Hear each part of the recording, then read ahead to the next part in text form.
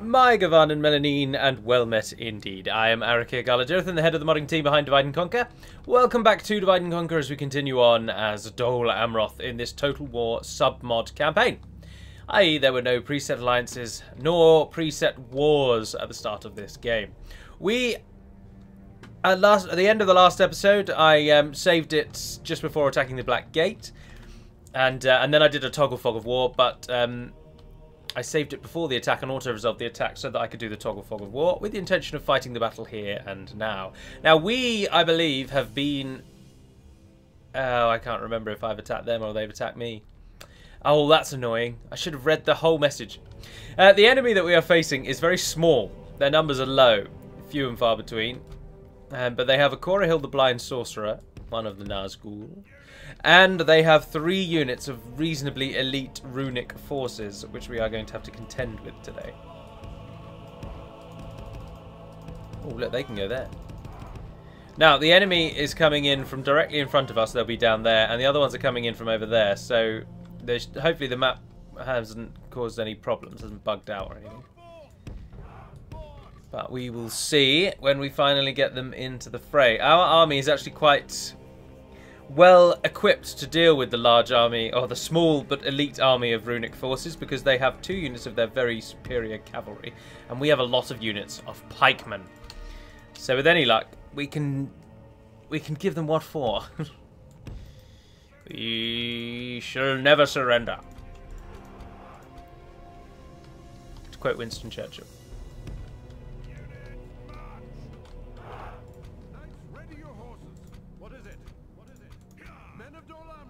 Men of Dol Amroth, stand together as one. Shift 1, get them all to ungroup. Or to stay grouped, but stay in the formations I want them to be in. There we are. One line. The enemy have brought as expected. Fire at will, Commander. Right. Pikes, march directly towards the enemy. Archers, stay behind the pike line. Infantry, do the same. You are of very little use here. And cavalry, keep yourselves way back. Everybody run. Let's do this. The pikes can't run. That was really stupid. Get the pike line in front. Get the pike line in front. Oh, that was such poor timing on my part. Utterly moronic. It really doesn't matter. I could play the game like macro or micro intensive and perfectly and kill everything and with minimal losses and just perfect kill rates. Or I could enjoy the game and play it how I play it. Ah, perfect. This is our foe, the Lok Inasrim of Rune.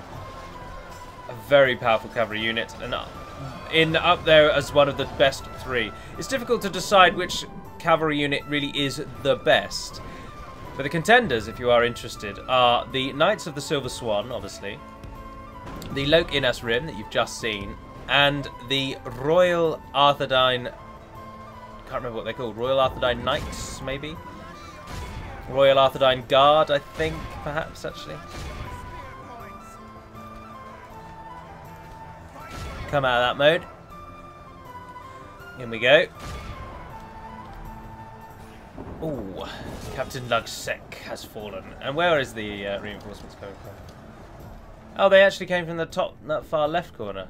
But they haven't bugged out. And there is a Korahil with archers yet again. He's not going to be a problem at all. This whole battle is going to be an easy win, to be honest. Oh, they've gone into their triangle formation. Oh wow, and he killed so many more than he should have done. Right, let's speed this nonsense up. Oh, cease and desist with the shooting at our own units. The enemy are badly bloodied. They have lost half their men. They're in the positions we want though, so that's right. That one unit of cavalry just punched that deep into our line. Right, you guys move up here. Run yourselves up. You've done your jobs wonderfully. That'll give our archers a clear line of fire. Oh, actually, in fact, archers, ceasefire, cavalry, just end this.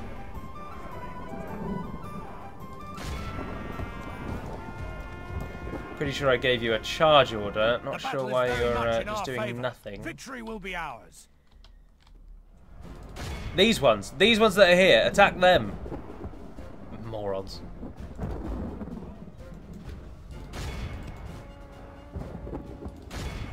There you go. Now do as you're asked. Behold how our cowardly foe runs. It's time to press the attack. No, it said you could shoot them already. Ah, this whole game frustrates the bloody hell out of me.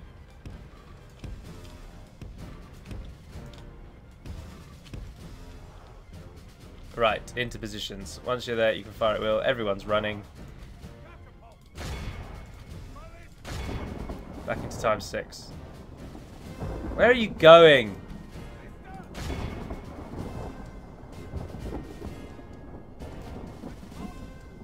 Come on, give me some shots. Thank you. And they're all meddled in together now. I wouldn't be surprised if they don't kill each other. I would not be surprised if they do kill each other, sorry. Friendly fire is always a threat with those stupid siege units. Defensive line, get those pikes down. Perfect. Get the last of our archers off.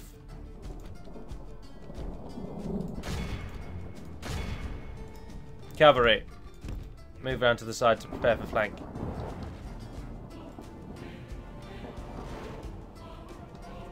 There we are. Ah, perfect. Absolutely perfect. And the temple marksmen are just going to sit there and take it as well, which is always nice. Alright. The enemy... In regards the... in the Shogun Total War campaign I'm currently playing, I've kept Battle Realism mode on. And there has been interesting arguments for this, which I actually can totally understand, and I can see why people don't play with Battle Realism. And the biggest argument is, of course, because in the Battle Realism, when you pause the game, you cannot give units commands. They do... You just can't. When you pause, the game just pauses. You have to give your commands when you turn it back on again. And the reason that some people suggested in the comments, which I do actually fully agree with, the reason that people have suggested not using the Battle Realism is because it's an artificial difficulty that only you as a human player suffers from. The AI can control all of their units at once. They can give commands simultaneously. So whilst Battle Realism does reflect how battles would be in real life, in that your general, which is what you're pretending to be, cannot give... Why did they all attack different places? Oh, does it work if they're all in a group? That's just so bloody crap. A general cannot give orders to his entire army at once. He has to give orders at the beginning and hope that they're carried out, and then officers in each battalion then continue the orders, or ensure that the orders are followed, or issues new ones when things happen on the battlefield. But obviously the AI has the ability to control every unit at once. It can have a grand sort of plan, if you will, that it can act out, whereas you as a human player just cannot do that. And so Battle Realism is good to turn it off, because it at least then levels the playing field with the advantages the AI actually has. Let's finish firing all of our siege equipment at them first. Get these around here. Just charge in at enemies up there. They won't rout because this is a very good commander that's leading them. Oh, they did rout. They immediately routed. And the temple marksmen are still... Oh, well, charge them. Yes. Charge them. Everyone's so knackered, I don't really understand why. The cavalry hasn't really done anything. If we continue like this, we will smash the enemy. These guys are going to get mullered, though. They're going to get massacred, but if we just continue cycle charging, keep it at ×6, we'll have the day. Another comment that I saw that I would like to reply to is somebody did ask what is my actual schedule at the moment, and because he's having difficulty knowing when a video is going to come out. And that is mostly just because this, obviously, just before Christmas, the schedule was changed substantially, and I dropped an entire video off of the week, so I went down to 4 videos a week. And then I've changed my own personal schedule. Pursue and run them down. In that I now spend 4 out of the 7 days a week at my girlfriend's house, and the 3 other days I am at home, but on one of those days I'll often go out and do something, being the Saturday. So now I have to kind of squeeze recordings in more around my life, whereas before I kind of let recordings take precedent, and what I then did myself took a second seat, and I didn't think that was the way to do it, really. This is a great victory, worthy of only the mightiest of generals. 100 kills, Archmilitia, very well done. So now I do the recordings. I do have a schedule for the recordings, but it's taken about 3 months or so just to settle into this new whole routine. And it's all going to be changed again soon when I actually move out, which we hope to do this year, in the next few months, ideally, depending on how quickly we can find a house and get out. We've got the money for it. We've now finally got the mortgage assistance. Well, at the end of this month, we'll have the mortgage assistance, so it's just a case of getting on and doing it. But so there'll be a little bit of delay then, whenever that is. But, so the moral of the story is that there is a schedule. I've just not been very good at sticking to it of late. And it is as follows. On a Monday should be a Dale video. On a Wednesday should be a Total War Warhammer 2 Empire video. I do want to continue that campaign. I only replaced it with a developer diary for 1 week. Because I didn't want to record another video that week. That was all. So Empire on a Wednesday, Shogun on a Friday, and Dol Amroth on a Saturday. Sometimes the Dol Amroth one will go up on the Sunday. If I don't have time in the week to record it, I will often then record it on the Saturday, meaning it goes up the following day instead. That's always a threat. Elfir, where are you going? Ah, you're going to command the army that we're training in Dol Amroth to go and take Edoras. Yes, of course. I don't want to fight Mordor. My intention was never to fight them. I find them, it's really boring fighting Mordor. It's very easy and it's very dull.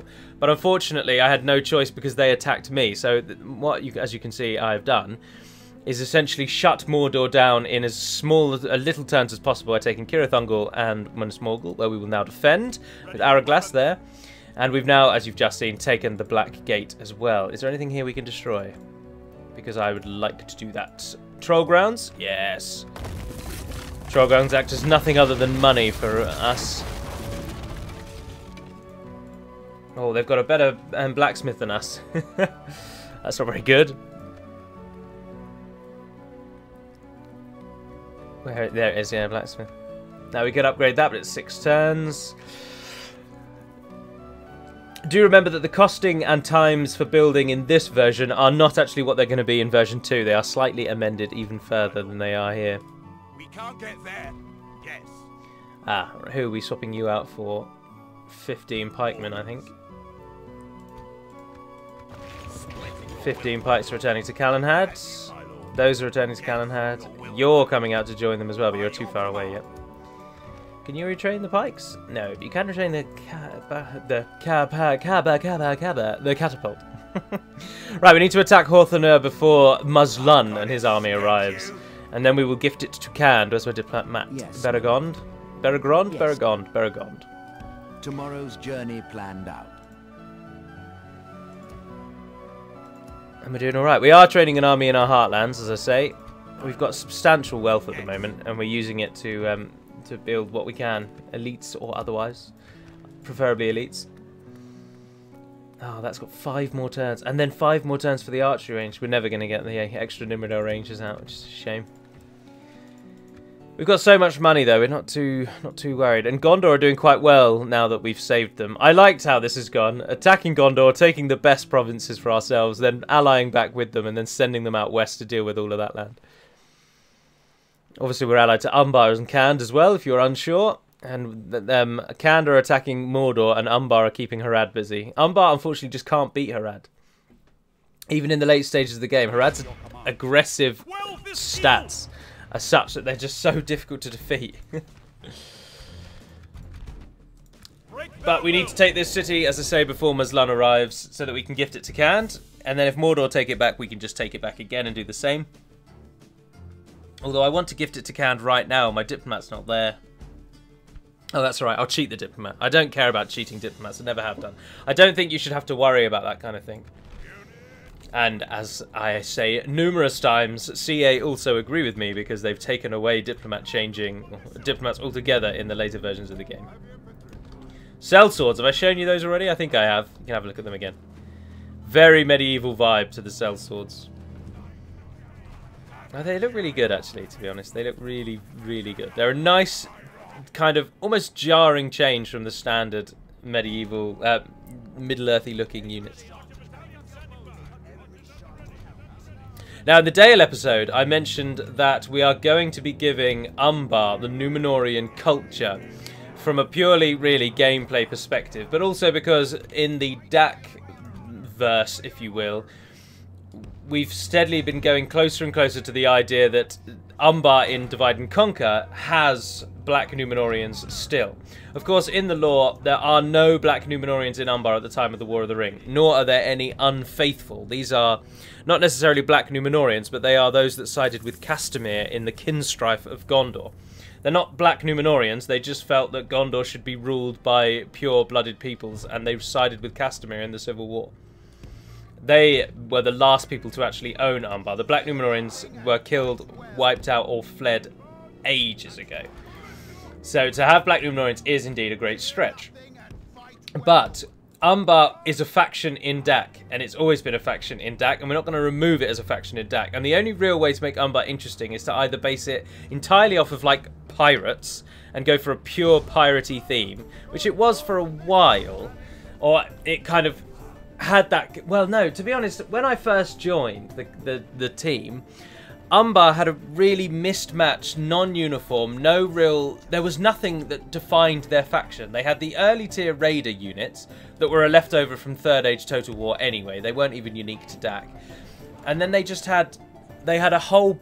I can't even really recall. They had really mismatched units that were, again, taken from other mods and just added in because they were the only units that the modders of DaC at the time could find that were related to Umbar. So when we took over, Hummingbird and myself, and mostly Zarathos, he's no longer with the team, but he was back then, we actively decided we want Umbar to have something that makes them stand out as other than just this weird, non-uniform, totally random, slightly pirately based faction. And so we went for the vibe of, let's say in the DaC verse, that the Black Númenórean inspiration is still there. So we never outright said that there are Black Númenóreans that lead them, but we always just suggested that they've kept a kind of lineage from their days of being under Castamir's rule, and under indeed the Black Númenórean rule. Umbar being one of the few outposts of Black Númenóreans. Well, we call them Black Númenóreans now, but back then they weren't called Black Númenóreans, they were called the King's Men. It'll not be long before our enemy's defenses fall. Of course, their origins begin with the separation or the divide of Númenor, with all of those that wanted to stay true to the Valar and who followed the Elven way in a kind of way. Simple summation. They became known as the Faithful, or although they were considered traitors by the majority of Númenóreans, and the Númenóreans who sided with Ar-Pharazôn and Sauron, although they and chose to attack the Valar, they became the King's Men. And then when Númenor sank and fell, and the majority of the King's Men were trapped on the shores of Aman, or as many people know it as Valinor, the shores of Valinor. We're through the enemy's walls. Some outposts in Middle-earth remained under the rule of these King's Men, and not the new subsequent Faithful who founded Gondor and Arnor, and Umbar was one such location. But anyway, so we decided to keep that kind of inspiration from the Black Númenóreans without outright saying they are Black Númenóreans. But as time has gone on, it's become increasingly apparent that we've based everything about their culture on the Black Númenóreans. Any unique building we've added for them, we've used Black Númenórean flavour for the description. And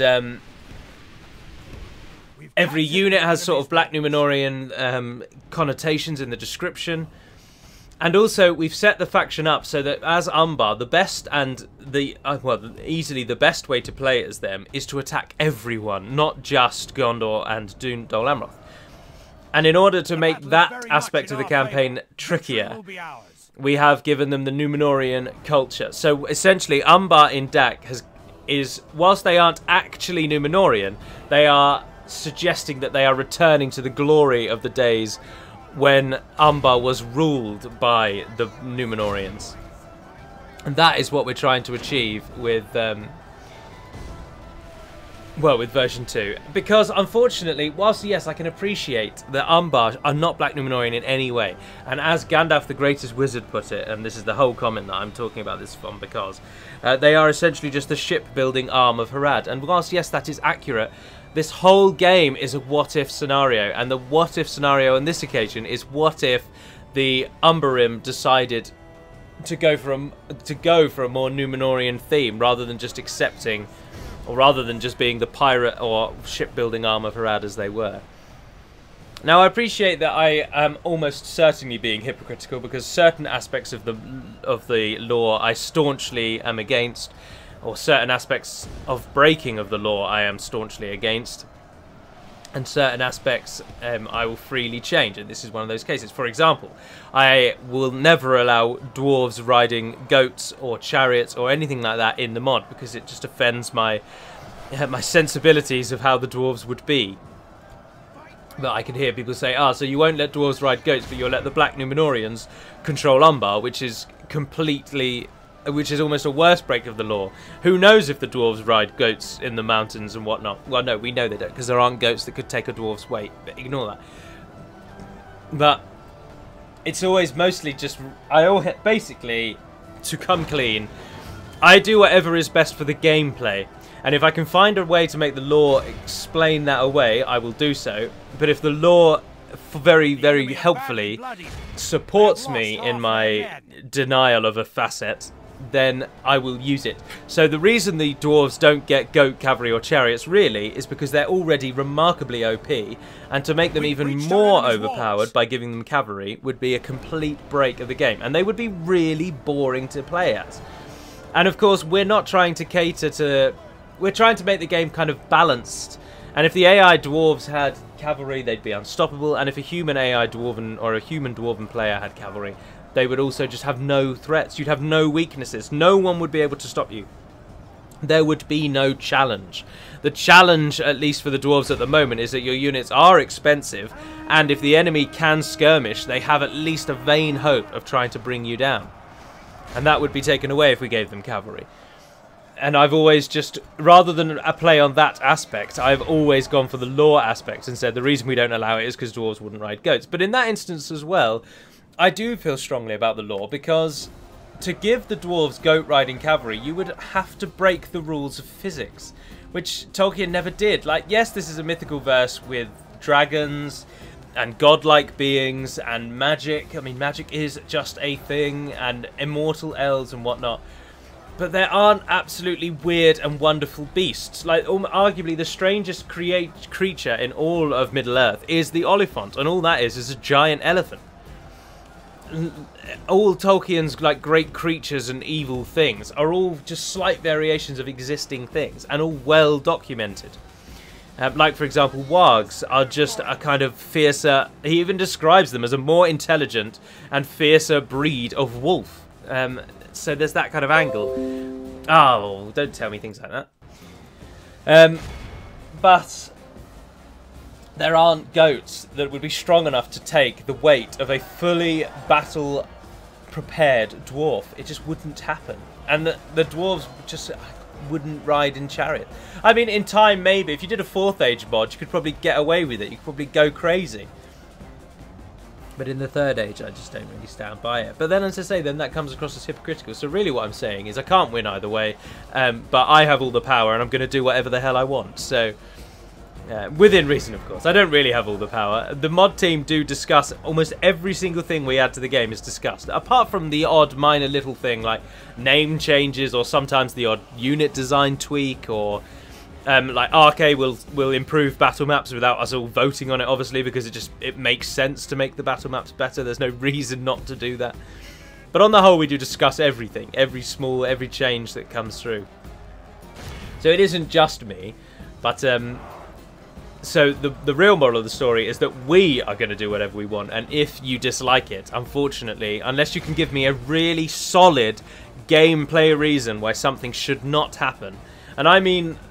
like, if I'm slightly on the fence about something, I need real, concrete, core evidence.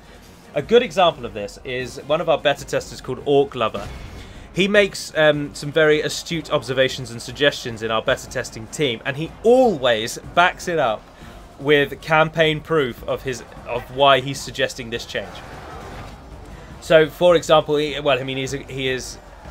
will always do lengthy campaign testing with certain nations, and then surmise his suggestions from what he's seen, what he has seen, and then give his suggestions on top of that. And so it gives you can always see the clear line of thought from when it happened in his campaign, the impact it had, and what he then thinks is a way to resolve that issue. And so he can easily sway, and quite a lot of the things that he suggests do make it into the mod. Excuse me, sorry. But as I say, if you want to change the modding team's mind, you're going to need strong evidence with a gameplay reason of why what you're suggesting should happen. Sorry, I don't know why I'm not playing at '6, and we're not really that bothered about watching Gothmog die. I'm not even sure if Gothmog has a custom model. Oh, he does, he still does. There he is. Got a Haven Guard smashing down on him at the moment. Very nice. Ah, the Haven Guard, that's a clear example for you. This is a clear victory. In version 2, 146 kills for Rondor mercenaries. So well bloody done. In version 2, the Haven Guard are going to be trained from the port building, no longer from the barracks. It makes sense. Everything about them is, even their description suggests that they are the guard of the havens, or essentially the port police. And because Dol Amroth is such a maritime nation, it therefore extends that the guards of the ports happen to be some of their finest warriors. That's the general idea we've gone for. And so in version 2, they are actually trained from the ports. But unfortunately, when I first put them in, I made it so simple to train them that Orc Lover was reporting that he had, by sort of turn 30, he had an army with about 16 units, or his nation had about 20 of the Haven Guard altogether. The numbers were obscene, and so obviously we had to amend it.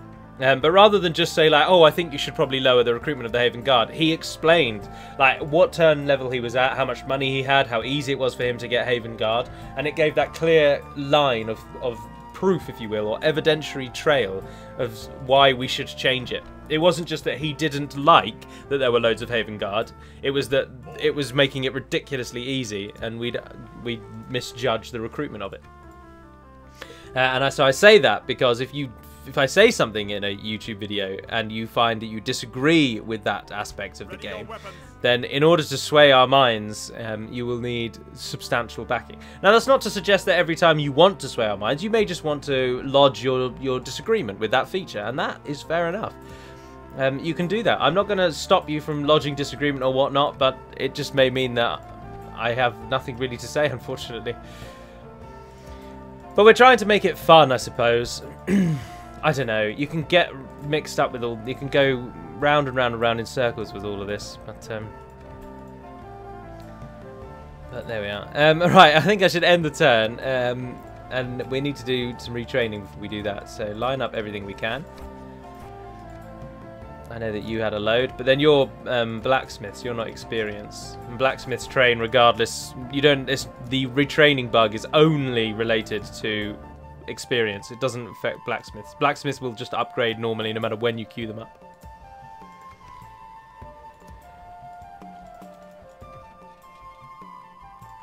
Alright. End the turn. Mordor are definitely going to attack us. Look at that guy's army. And they've got them on the other side as well, the annoying buggers. We don't really have the best army, to be honest, actually. Farden may well get killed off. But we shall see. Ah, Rohan has attacked. Ah, perfect time really to end the episode, I suppose. Actually, slightly shy of the 30-minute mark, but that is a good point to end. Eamund and Captain Leofara are coming for us, and again bringing a lot of cavalry because they're Rohan. That's understandable. They've got some Medicev Guard chucked in there though, some Airred heavy footmen who will actually at least hold the line a bit better. Oh, that was Leofara, wasn't it? What's Eamund bringing? Oh, Eamund's got an even worse army. Oh dear. Well, they're not going to survive that, are they? But we'll save it for now, and I'll fight that one next time. So I do hope you've enjoyed this episode.